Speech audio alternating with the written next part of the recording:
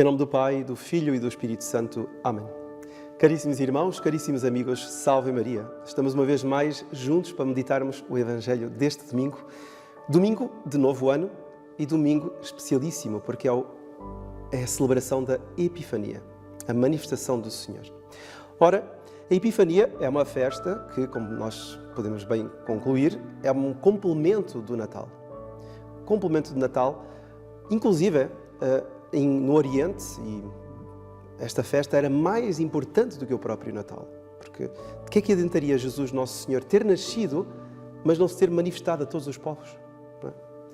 Então, a festa de Epifania, que surgiu realmente no Oriente, no século IV, talvez tenha tido origem no Egito, não se sabe bem, mas ela sempre foi tida como muito mais importante. Inclusive, aqui os nossos irmãos espanhóis celebram muito a Epifania, de uma forma muito mais aparatosa, com a entrada dos reis magos, etc. E a entrega dos presentes, precisamente nesta festa de Epifania, porque foram eles que levaram os presentes ao menino Jesus.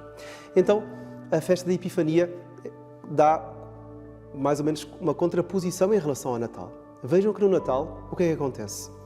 Deus, o Verbo eterno, vem ao mundo e vai se encarnar numa criança.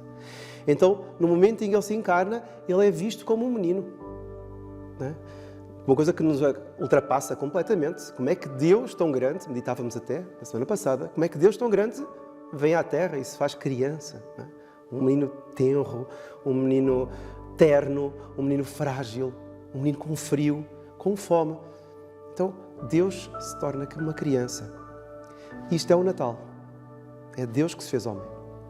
Ora, na Epifania, dá-se o outro lado da moeda. É que este menino que foi dado a nós, que nos foi dado, como diz Isaías, este menino é visitado por povos pagãos, ou seja, por estes reis magos, e é adorado. Ou seja, ele, menino, acaba por ser adorado por povos completamente à margem da revelação. Então, no Natal, é um Deus que é visto como criança, um ser humano. E na Epifania é uma criança que é reconhecida como Deus. E então este é o significado destas duas festas, que são como dois lados da mesma moeda, o tempo do Natal. Dois grandes mistérios. O Verbo que se faz carne, e esse Verbo que é carne, tem toda a aparência humana, é adorado. É adorado e é reconhecido como o verdadeiro e único Deus. E então as leituras de hoje são muito bonitas, do profeta Isaías, que nos diz: levanta-te, Jerusalém, e resplandece. Chegou a tua luz.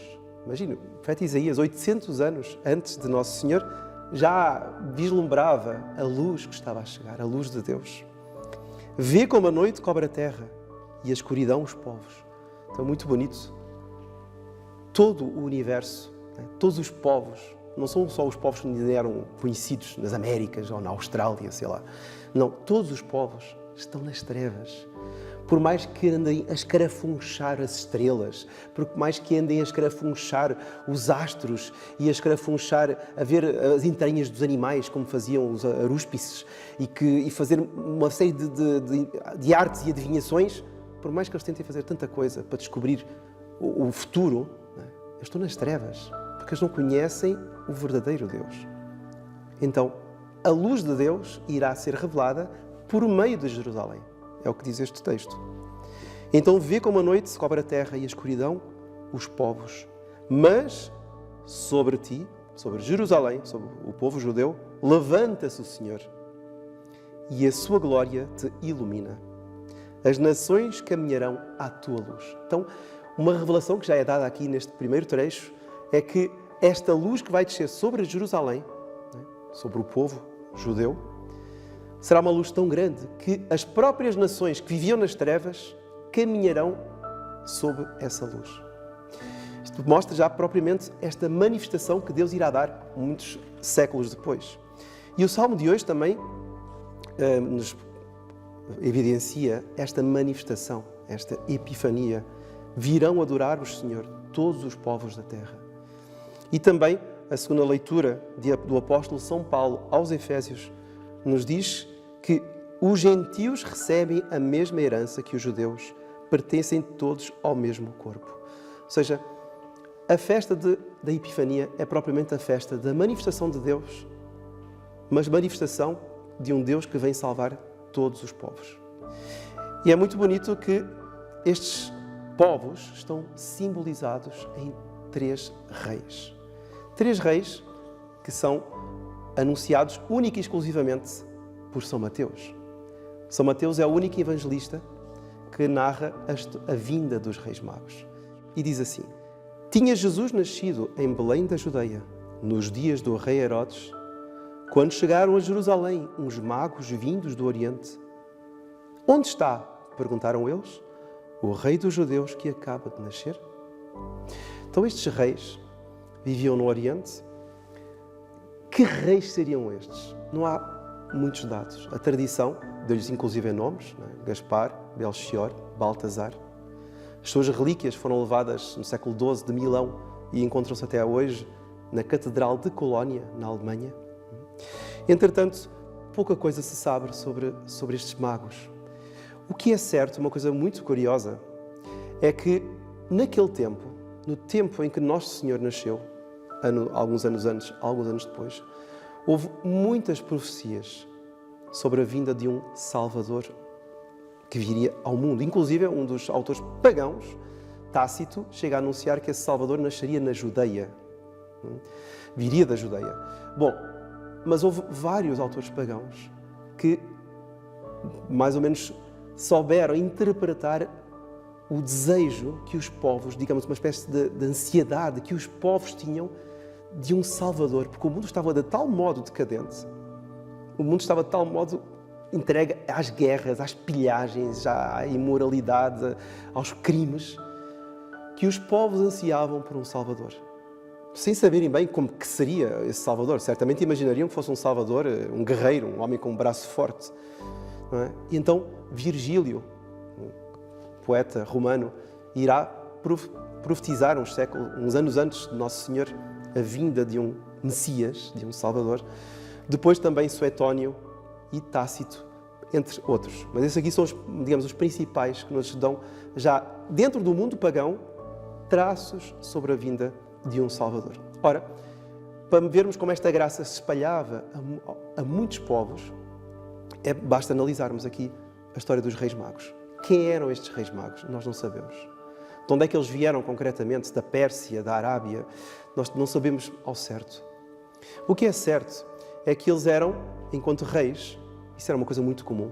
Eles não eram propriamente supersticiosos, não quer dizer que fossem supersticiosos, mas eles eram astrónomos. Aliás, como todos os povos da Antiguidade, sobretudo que vivem em torno ali do meridiano central, digamos, do Equador, todos os povos que moram aí, uma vez que têm sempre o céu muito aberto, com poucas nuvens, eram povos muito dados à astronomia e à astrologia. E certamente estes 3 reis também eram dados a essas práticas científicas ou pseudocientíficas. Ora, eles, por alguma graça que tinham recebido, porque pode ser através de sonhos, porque inclusive estes reis, quando eram considerados chamados de magos, no grego original também a palavra é praticamente semelhante, magos, ou no latim magos, estes reis magos não quer dizer que fizessem adivinhações ou que tivessem uma bola de cristal, não era isso. É que realmente eram reis que sabiam aliar o governo à previsão. Eles inclusive interpretavam sonhos, muitas vezes estes magos acabavam por interpretar sonhos, porque claro, ainda mais os povos, como estavam nas trevas, não tinham bem noção do que era Deus, eles agarravam-se a tudo. E às vezes até a coisas supersticiosas. Não é? Os romanos interpretavam o futuro, por exemplo, vendo o voo das aves. Então, quer dizer, eles tinham práticas supersticiosas. Nós não sabemos como é que eram as práticas destes reis. O que é certo é que eles tinham um coração reto e verdadeiramente buscavam a Deus. Ou seja, queriam saber o porquê das coisas, o significado deste mundo, o porquê da existência. E depois, no momento em que eles começam a ver uma estrela no alto dos céus, e é uma estrela muito curiosa, São João Crisóstomo vai dizer que esta estrela não podia ser uma estrela comum, era uma estrela errante, não sabemos se era um cometa, que tipo de estrela seria. Mas é uma estrela que, como nós podemos ver pelo relato evangélico, é uma estrela que aparece e desaparece. Mas, inclusive, não se vê só à noite esta estrela. Eles vão caminhando e até durante o dia eles conseguem ver a estrela. Ou seja, eles perceberam que era um fenómeno que não era meramente natural. Eles percebiam que era algo, na interpretação deles, dos deuses, algo das divindades lá do céu. E seguiam essa estrela em busca, lá está, de algo que certamente lhes tinha sido tocado no coração. Que em alguma parte do mundo iria nascer Deus. Ou seja, o verdadeiro Deus, o único Deus criador de todas as coisas, iria nascer. Isto é uma interpretação que é dada pelos padres da Igreja, mas é uma interpretação que é dada até pela própria lógica das coisas, porque quando eles chegarem perto do menino, o que é que eles irão fazer? Eles irão adorar um menino, uma criança. Quer dizer, normalmente não se faria uma coisa dessas. Adorar uma criança, sem saber o porquê, sem ter sido apresentada. Mas foi porque a estrela, que eles percebiam que era um sinal de Deus, anunciava que aquela era a criança que seria o Salvador da humanidade. E por isso eles, apesar do aparato, apesar de todo o poder, foram atrás dessa criança e, ao verem-na, ajoelharam-se e a adoraram. E então, nós temos estes homens que vêm dotados de muita sabedoria, enfim, muito conhecimento, mas, ao mesmo tempo, em busca, porque enquanto vivemos nesta terra, nós não podemos estar seguros. E eles, reis, reconheceram-se nas trevas. Eles tinham a sua religião, certamente. Eles tinham deuses. Eles deviam adorar a qualquer coisa, nós não sabemos. Até podia ser que tivessem algumas práticas não muito condizentes com a lei natural. Entretanto, a partir do momento em que eles viram essa estrela e eles perceberam que um sinal lhes tinha sido dado, eles, de liberdade de coração, foram atrás dessa estrela. É muito interessante ver esse aspecto, como é que eles podiam ter tido uma outra atitude completamente diferente. E apegando-se à estrela, criar uma nova religião, ou adotar a vinda da estrela para um proveito próprio. Mas não. Eles desprenderam-se das suas riquezas, eles desprenderam-se do seu habitat, digamos, do seu meio de viver, do seu mainstream, assim, todo o ambiente onde estavam, onde mandavam, onde governavam, largaram tudo e eles foram atrás daquela estrela e foram em busca daquela criança que, em sonhos, por revelação, lhes tinha sido indicado que nasceria e que era o autêntico Deus. Então, isto nós temos, por um lado, este coração puro de 3 reis. Pode ser que tenha havido muito mais reis a quem tenha sido revelado o nascimento do Salvador. Nós não sabemos. 3 são os reis que nos são dados por São Mateus. Agora, caríssimos irmãos, vejam o outro lado da moeda. Estes 3 reis chegam diante de Herodes. E Herodes ficou perturbado. Quê? Está a nascer um rei? Que rei? Dos judeus? Ele é que era o que governava os judeus. Ele tinha feito um trato com o povo romano e ele governava os judeus. E Herodes não era judeu. Por isso é que ele começou com as pernas a tremer. Porque ele era filho de um idumeu e de uma árabe. Ou seja, o rei Herodes percebeu que o chão dele o tapete estava a ser tirado debaixo dos pés. E por isso, ele manda convocar todos os príncipes dos sacerdotes, porque ele, como não era judeu, não conhecia as Escrituras, não conhecia as profecias. E eles, príncipes judeus, hierarcas judaicos, se conheciam perfeitamente. E pergunta, onde irá nascer o Messias? O Messias que vocês esperam? E os sacerdotes e escribas dizem, em Belém da Judeia, porque assim foi escrito pelo profeta. Tu, Belém, terra de Judá, de modo nenhum és a menor entre as principais cidades de Judá, pois de ti sairá um chefe, que será o pastor de Israel, meu povo. Então, o povo, e máximo os sacerdotes e escribas, sabiam perfeitamente onde iria nascer o Messias. Não sabiam quando, mas sabiam que iria nascer. Em Belém, que aliás era uma cidade completamente, como diz aqui o profeta Miqueias, uma cidade menor assim, da Terra Santa, a cidade do pão. E Herodes, ao ouvir falar disso, fica perplexo.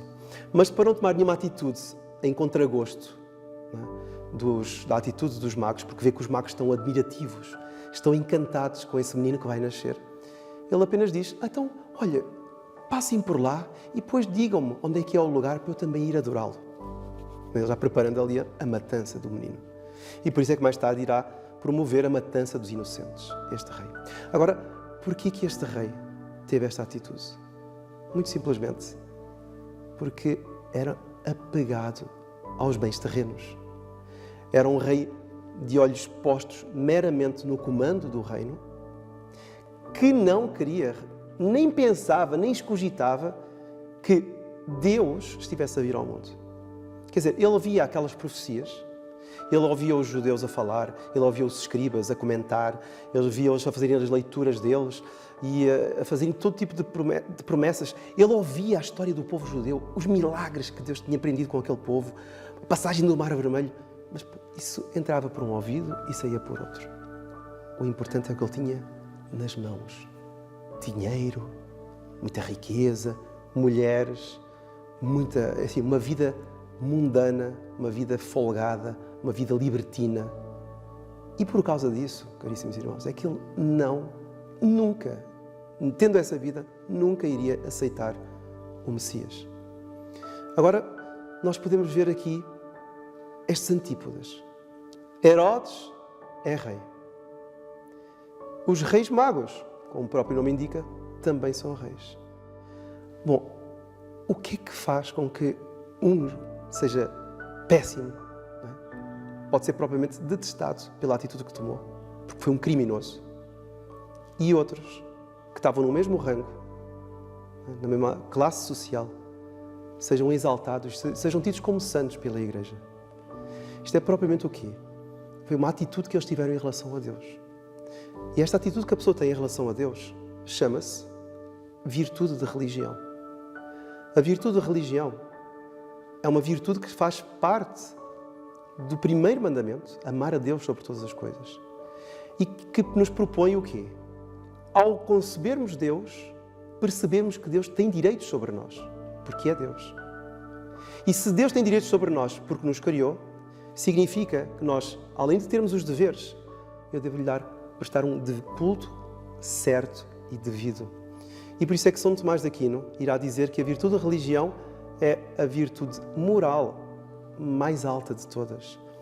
Eu posso ser uma pessoa muito justa, eu posso ser uma pessoa muito temperante, eu posso ser uma pessoa muito honesta, posso ter muitas virtudes sociais. A primeira das virtudes sociais, segundo São Tomás de Aquino, é a virtude da religião, que me faz entender que acima de mim existe alguém com A maiúsculo, que é o próprio Deus. Nós muitas vezes, caríssimos irmãos, para falar nesta virtude de religião, nós vimos estes reis que eram pagãos, que não conheciam a revelação. Nunca ninguém falou de Jesus, nunca ninguém lhes falou de Moisés, nunca ninguém lhes falou de profetas, nunca ninguém tinha falado de nada. No fundo do coração, eles tinham uma liberdade para poder escolher. E escolheram pelo melhor. Foram influenciados pela graça e escolheram. Nós muitas vezes vemos atitudes de pessoas até públicas, que não mudam de vida.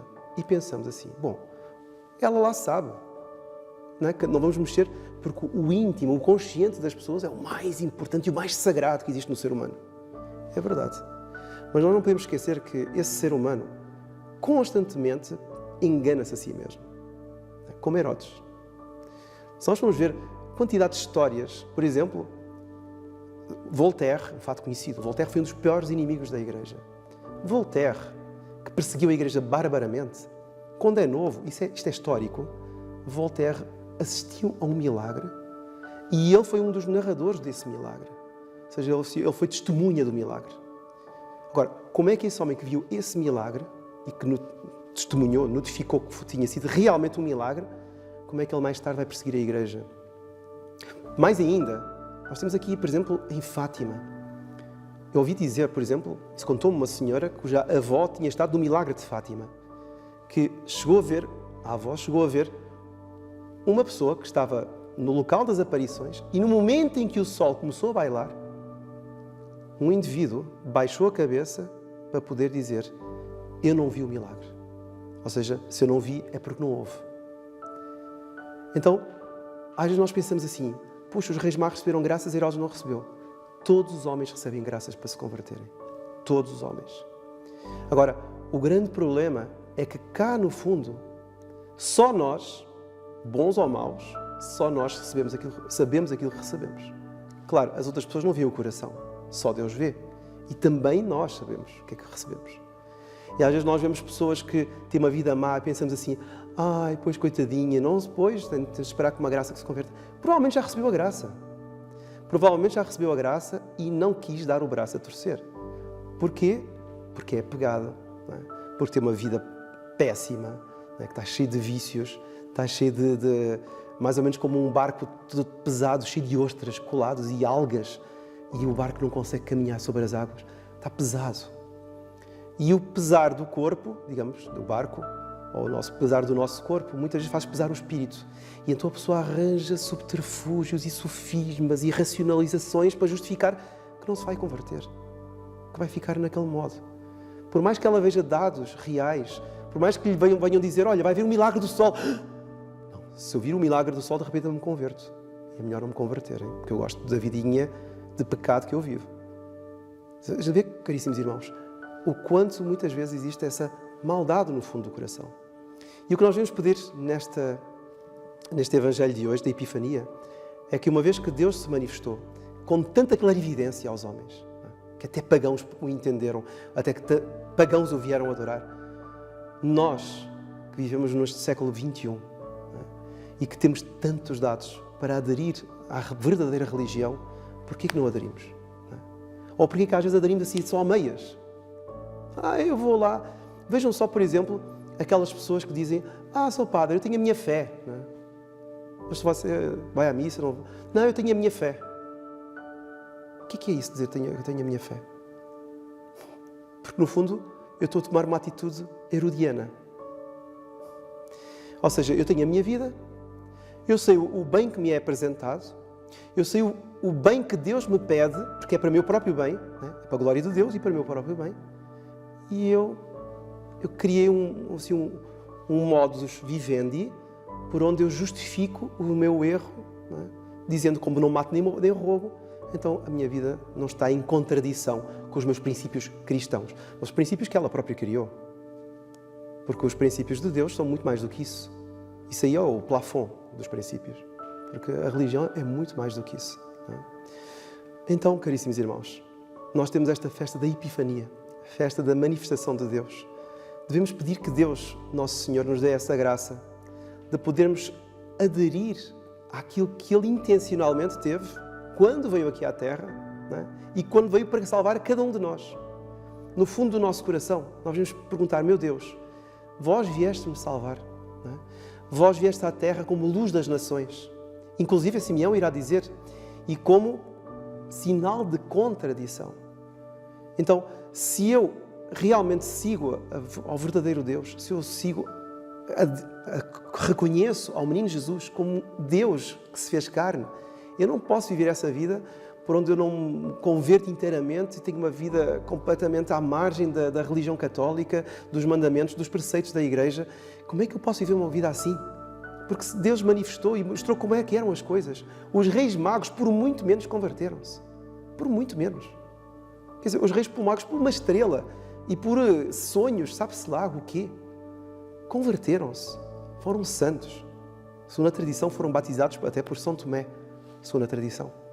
Ora, eu que recebi tantas coisas más, eu que tenho tanta leitura, tanta literatura de religião, às vezes até muito má também, que eu devo pôr de parte, mas enfim. Mas porquê que eu não me converto? Não é? Que o menino Jesus, neste Natal, que a sua manifestação seja sinal de contradição dentro de mim. Que as trevas sejam colocadas à margem mesmo e que só venha à luz de Deus. Então, caríssimos irmãos, nós vamos pedir a Nossa Senhora, muito especialmente a ela que guardava todas estas coisas no seu coração, como nos narram os textos evangélicos. Vamos pedir que ela crave no meu coração, no início de ano de 2022, que crave no meu coração a necessidade que eu tenho de mudar autenticamente a minha vida. Sobretudo de quê? De purificar o meu coração. Ter retas intenções no fundo do meu coração, como tiveram os Reis Magos. Como tinha a forciori Nossa Senhora. Vamos pedir que ela nos ajude e que nos dê um ano cheio de graças e cheio de entusiasmo por Deus. Nada por meias tintas. Darmos tudo a Deus, darmos o devido louvor, a virtude da religião devida ao nosso bom e grande Deus, nosso Salvador, que se fez criança para nos salvar. É isto que eu desejo para todos e que a bênção de Deus Todo-Poderoso, Pai, Filho e Espírito Santo, desça sobre vós e permaneça para sempre. Amém. Louvado seja nosso Senhor Jesus Cristo.